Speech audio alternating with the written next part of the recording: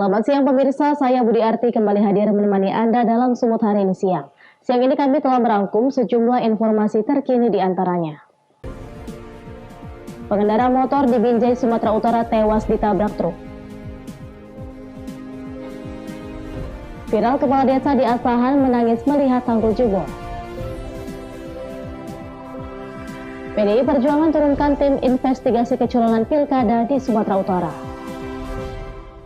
Selain cuplikan berita tadi, kami juga akan menghadirkan beragam informasi lainnya. Pemirsa, kita jelang Sumut hari ini siang selengkapnya.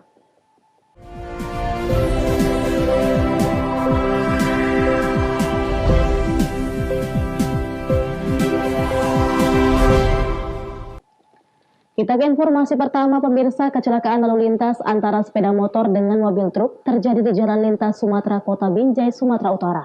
Akibat peristiwa ini, pengendara sepeda motor tersebut pun tewas saat dievakuasi menuju rumah sakit. Hati-hati dalam berkendara memang sangat dibutuhkan, khususnya saat hujan turun. Pasalnya, jalanan yang licin sangat rawan bagi pengendara kendaraan bermotor. Seperti kecelakaan lalu lintas antara sepeda motor dengan mobil truk yang terjadi di Jalan Lintas Sumatera, tepatnya di Jalan Soekarno-Hatta, kilometer 18,5, Kelurahan Tunggurono, Kecamatan Binjai Timur, Kota Binjai. Kecelakaan tersebut menewaskan seorang pengendara sepeda motor, warga Kota Binjai berusia 21 tahun. Seperti diketahui, korban tewas saat dievakuasi menuju rumah sakit. Korban tewas karena menabrak bagian belakang truk yang dikemudikan oleh Kliwon berusia 45 tahun yang merupakan warga Kabupaten Langkat. Kecelakaan tersebut terjadi pada malam hari sekitar pukul 11:30 malam. Saat itu kedua pengendara ini datang dari arah Medan menuju Kota Binjai dengan posisi truk berada di depan sepeda motor. Pada saat di lokasi kejadian, tiba-tiba mobil truk yang dikendarai Kliwon berhenti saat akan masuk ke dalam gudang penyimpanan mobil. Saat itu pengendara sepeda motor ini tidak tahu mobil berhenti dan langsung menabrak bagian belakang truk hingga mengakibatkan sepeda motor yang dikendarainya rusak parah. Korban pun tewas saat dievakuasi ke rumah sakit. Seperti diketahui sebelumnya, korban sendiri mengalami luka di bagian kepala dan pendarahan dari hidung. Gak nampak ya bang, nampak langsung jatuh ya bang. Ini karena tadi nabrak truk atau gimana dia tuh? Nabrak kayaknya tadi bang. Truk ini mau belok gitu? Itu lah kurang tahunya bang, tadi kejadiannya udah jatuh ya baru tahu bang. Oh, udah agak drop gitu baru tahu. Jadi bang. truk itu tadi berhenti? Ya katanya bang, kesini bang katanya. Jadi dia nggak berhenti, cuma mau belok aja. Berarti nabrak ekor? Iya iya bang. Jadi tadi bang korban kayak mana bang keadaannya bang? Kepala pecah? Iya bang, kepalanya agak pecah deh bang, banyak darahnya bang. Nggak sadar, jadi sekarang bang posisi di bawah, di mana bang? Rumah sakit bang. Wahyu Pratama melaporkan untuk Evarina TV.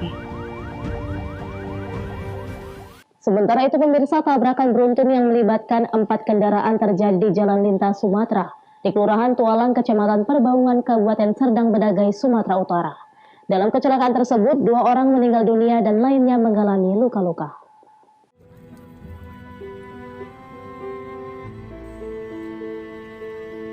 Inilah video amatir setelah peristiwa kecelakaan beruntun yang terjadi di Jalinsum, Medan Tebing Tinggi, di Kelurahan Tualang, Kecamatan Perbaungan. Kecelakaan melibatkan satu bus PT Bilah Pane Sejati dengan nomor polisi BL7359AL yang menabrak satu unit mobil pickup nomor polisi BK8034MM serta 2 sepeda motor dengan plat nomor polisi BK2299WQ dan BK4463XAN. Akibat kecelakaan ini, pengemudi sepeda motor berplat nomor BK2299WQ atas nama Suharyanto, warga Pematang Siantar, meninggal dunia di lokasi. Sementara sang kekasih Irma Yunita, warga Kecamatan Perbaungan yang dibonceng oleh korban, meninggal dunia setelah mendapat penanganan medis bersama 2 orang korban luka-luka lainnya di Rumah Sakit Umum Melati Perbaungan. Sementara penumpang mobil pick-up dan bus yang menabrak 3 unit kendaraan lain semuanya dalam kondisi selamat. Dugaan sementara kecelakaan berawal dari mobil bus yang datang dari arah Tebing Tinggi menuju Kota Medan, menabrak bagian belakang mobil pick-up yang ada di depannya. Kemudian bus tersebut menabrak 2 sepeda motor lainnya. Yang meninggal ini familia bang? Iya, keponakan saya. Yang laki-laki? Yang laki-laki. Kalau yang perempuannya bang? Kalau perempuan itu tunangannya. Abang dapat kabar tadi dari mana, Bang? Dari sepupunya yang di perdagangan, rencana bulan depan mau menikah. Jadi tadi selepas acara mereka mau kembali kerja lagi ke Medan. Medan, ya ternyata ada kejadian gini kan, udah meninggal. Betul di TKP udah nggak ada sih kabarnya.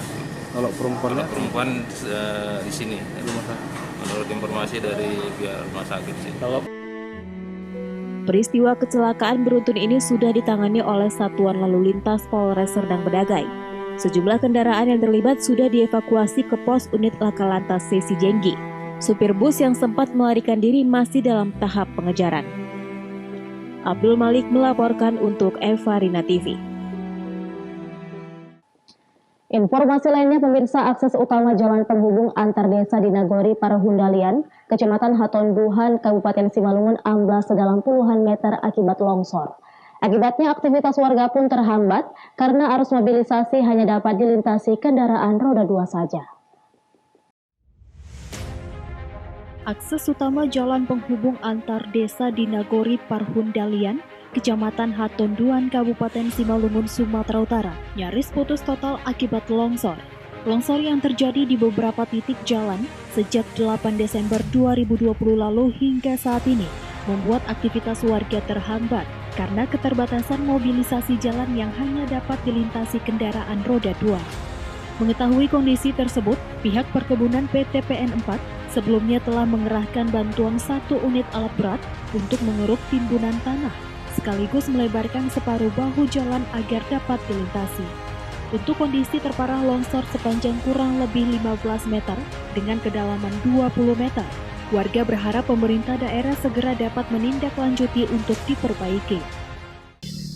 Para warga untuk beraktivitas dan ada terjadi di beberapa titik, yaitu ada 4 titik yang longsor dari atas dan 1 titik longsor memutuskan jalan tersebut.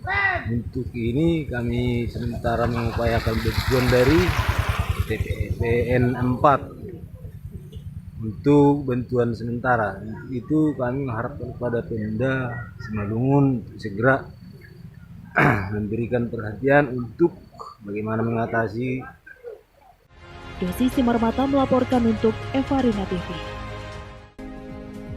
Viral kepala desa menangis melihat tanggul jebol. Beritanya akan hadir sesaat lagi.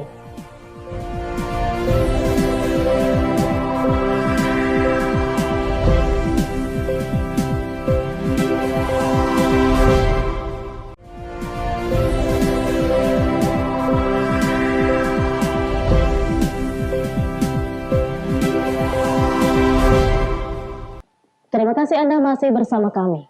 Seorang kepala desa di Kecamatan Sekepayang Asahan, Sumatera Utara viral di media sosial.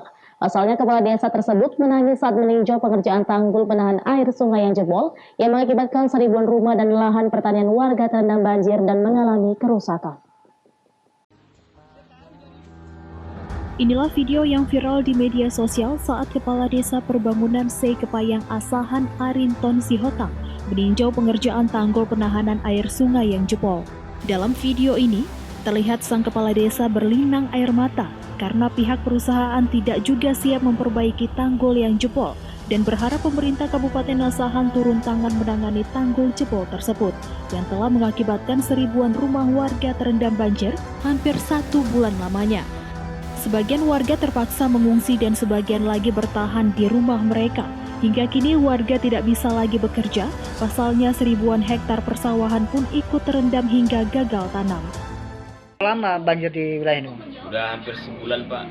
Udah hampir sebulan. Iya. Ini gimana Bang, aktivitas ini kan orang Abang masih bertahan nih di rumah ini? Ya, aktivitas ya, ya Bapak lihat keadaan kami sekarang lah, yang pastinya aktivitas kami jadi nggak bisa lagi lah, nggak kerja gitulah. Ini Bang kayak bertani nih Bang? Ya bertani sekitar 1000 hektar lebih hancur lah Pak. Yang ditanam adalah sebagian dari tas seperempatnya gitulah. Yang udah ditanam udah kena banjir gitu. Hingga kini warga berharap pemerintah segera memperbaiki tanggul jebol tersebut agar kondisi banjir tidak semakin tinggi dan membahayakan warga. Wanda Pratama melaporkan untuk Evarina TV. Sementara itu pemirsa, banjir yang merendam ribuan rumah di Kota Tebing Tinggi disebabkan meluapnya Sungai Padang, sehingga tanggul penahan air jebol karena adanya pekerjaan proyek jalan tol. Kementerian PUPR dalam memperbaiki tanggul tersebut menunjuk PT Waskita Karya untuk memperbaiki tanggul yang rusak.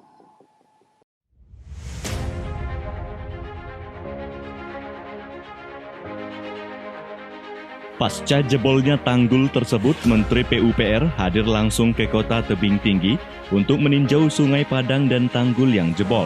Pada saat itu, Menteri PUPR Basuki meninjau langsung ke lokasi bersama dengan beberapa staf kementerian. Kementerian PUPR dalam memperbaiki tanggul tersebut menunjuk PT Waskita Karya Jalan Tol Tebing Tinggi Parapat Zona 1 untuk memperbaiki tanggul yang rusak. Project Manager Zona 1 mengatakan mereka ditunjuk langsung oleh Kementerian PUPR dalam pengerjaan tanggul tersebut dan ini akan ditargetkan selesai dalam 3 minggu. Pak, untuk target pengerjaannya berapa lama ini, Pak? Kami dikasih waktu 21 hari, Pak. Dari hari Senin kemarin, jadi mungkin sekitar akhir Desember gitu, setelah tanggal 28 mungkin insya Allah sudah selesai. Semua lokasi ada tiga sungai. Oke. Jadi sungai Sungai Padang ini, terus kedua Sekutu, itu di Kabupaten dari Serge. Terus satu Sibarau juga di Serge, masuk wilayah Serge. Kalau pembuatan apa nih, Pak? Tanggul penahan sungai gitu. Jadi ada yang beberapa lokasi ada yang jebol, jadi itu yang kita perbaiki, terus ada yang kritis kita perbaiki juga. Dengan diperbaiki dan dibangunnya tanggul-tanggul di bantaran Sungai Padang, dapat mengantisipasi banjir yang kerap terjadi di Kota Tebing Tinggi. Alex Garingging melaporkan untuk Evarina TV.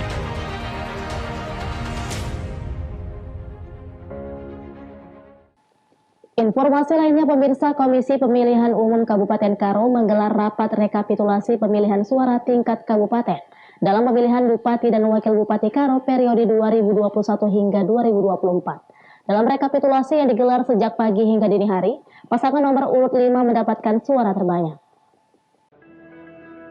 Inilah suasana rekapitulasi pemungutan suara dalam pemilihan Bupati dan Wakil Bupati Karo yang berlangsung sejak Senin pagi hingga Selasa dini hari. Dalam rekapitulasi ini dihadiri seluruh KPPS dan saksi kelima calon Bupati dan Wakil Bupati Karo. Dalam rekapitulasi yang diikuti oleh 17 kecamatan se-Kabupaten Karo ini, dilakukan dengan protokol kesehatan serta pengawalan ketat dari aparat keamanan. Pasangan nomor urut 05 unggul dengan perolehan 59.508 suara dan diikuti pasangan nomor urut 01 dengan 52.019 suara. Nomor urut 03 dengan jumlah suara 51.103 dan nomor urut 02 dengan jumlah 21.349 suara, serta nomor urut 04 dengan jumlah suara 3.158. Dalam rapat rekapitulasi tingkat kabupaten, dua saksi dari pihak 01 dan pihak 03 memilih tidak menandatangani berita acara karena tidak puas dengan hasil yang diperoleh.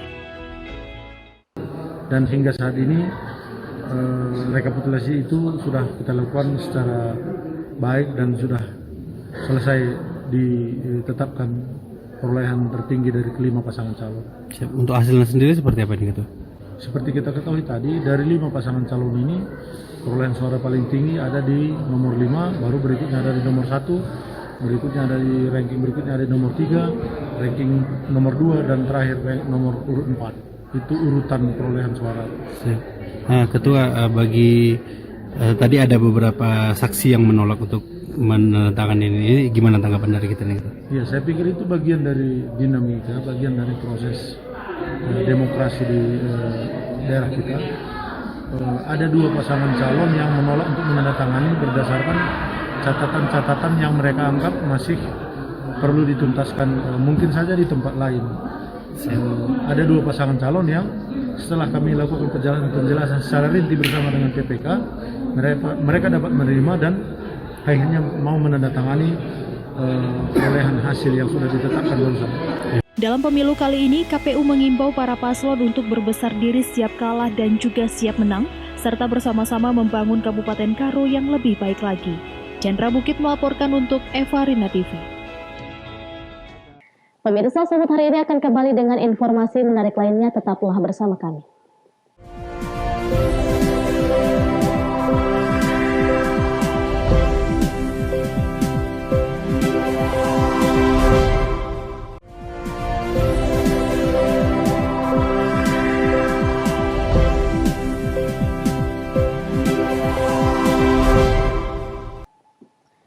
Terima kasih Anda masih bersama kami.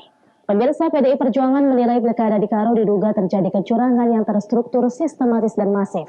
Terkait hal ini, selain akan melakukan gugatan resmi ke Mahkamah Konstitusi, PDI Perjuangan juga akan mengadukan permasalahan ini ke Dewan Kehormatan Penyelenggara Pemilu. Hasil penghitungan suara di tingkat Kabupaten Karo dipastikan ditolak oleh kubu Iwan Depari dan Budianto Sembiring yang diusung oleh PDI Perjuangan. Penolakan tersebut disampaikan oleh Sekretaris DPD PDI Perjuangan Sumatera Utara Sutarto di kantor DPD PDI Perjuangan Sumatera Utara yang berada di Jalan Jamin Ginting Medan, Sumatera Utara. Penolakan ini bukan tidak beralasan, berdasarkan laporan dan temuan oleh saksi di berbagai tempat pemungutan suara bahwa banyak terjadi kecurangan mulai dari politik uang hingga penggelembungan suara yang diduga turut melibatkan penyelenggara pemilu di kabupaten tersebut. Hal ini tentu mencederai hakikat dari pilkada itu sendiri yang seharusnya berlangsung secara jujur, adil, dan demokratis. Temuan yang cukup banyak tersebut saat ini sedang diinventarisir untuk kemudian menjadi lampiran dalam pengaduan resmi maupun gugatan ke Mahkamah Konstitusi. Adanya kejanggalan dan kecurangan yang terjadi, pertama terkait dengan adanya money politik. Yang kedua, adanya dugaan ini tentang penggelembungan suara di beberapa TPS. Di Karo juga terjadi beberapa kecamatan. Nah, oleh karena itu, DPD Partai telah menugaskan tim bantuan hukum dan tim investigasi untuk mengumpulkan data-data dan mengetahui fakta-fakta di lapangan terkait dengan kecurangan-kecurangan yang terjadi, yang kami duga memang terstruktur, sistemik, dan masif. Tentu kami akan mengumpulkan data-data itu sesuai dengan ketentuan dan peraturan perundang-undangan. PDI Perjuangan berharap DKPP segera menyikapi persoalan ini, termasuk dugaan kecurangan di Samosir dan Simalungun, dengan menurunkan tim investigasi di samping tim investigasi internal dari PDI Perjuangan. Wahyu Pratama melaporkan untuk Eva Rina TV. Pemirsa, sebagai upaya meningkatkan nilai ekonomi, lidi nipah dapat dikreasikan menjadi kerajinan kekinian sesuai dengan permintaan konsumen. Seperti halnya yang dilakukan kelompok UMKM Ibu Rumah Tangga Desa Kace, Kabupaten Bangka. Mereka mampu menyulap lidi nipah menjadi kerajinan bernilai ekspor.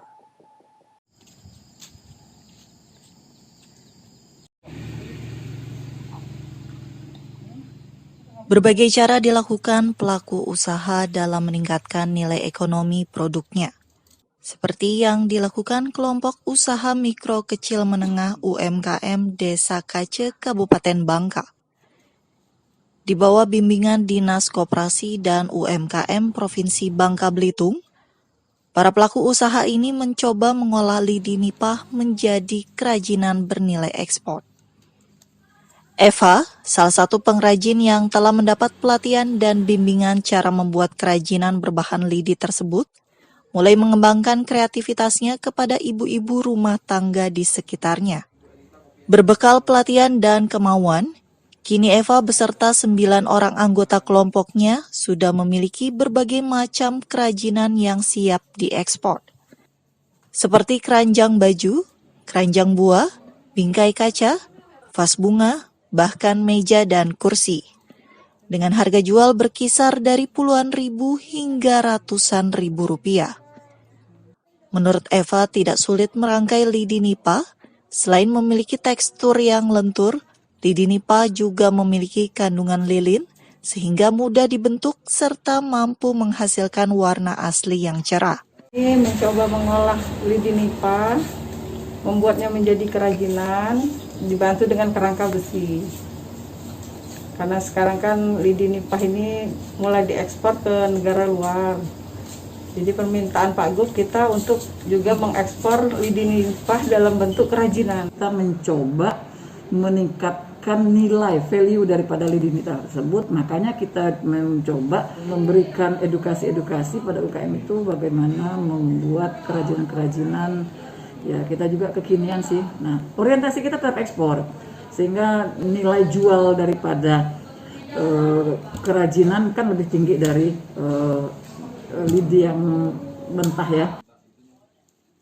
Saat ini permintaan ekspor kerajinan lidi nipah sudah datang dari negara Amerika Serikat dan Jepang. Dinas Koperasi dan UMKM Provinsi Bangka Belitung terus membina para pengrajin agar tetap dapat memenuhi permintaan ekspor tersebut. Dari Kabupaten Bangka, Provinsi Bangka Belitung, Merianti, Kantor Berita Antara mewartakan. Pemirsa, informasi tadi sekaligus mengakhiri pertemuan kita dalam Sumut hari ini siang. Saya Budi Arti, mewakili kerabat kerja yang bertugas pamit undur diri dari hadapan Anda. Terima kasih atas kebersamaannya dan sampai jumpa.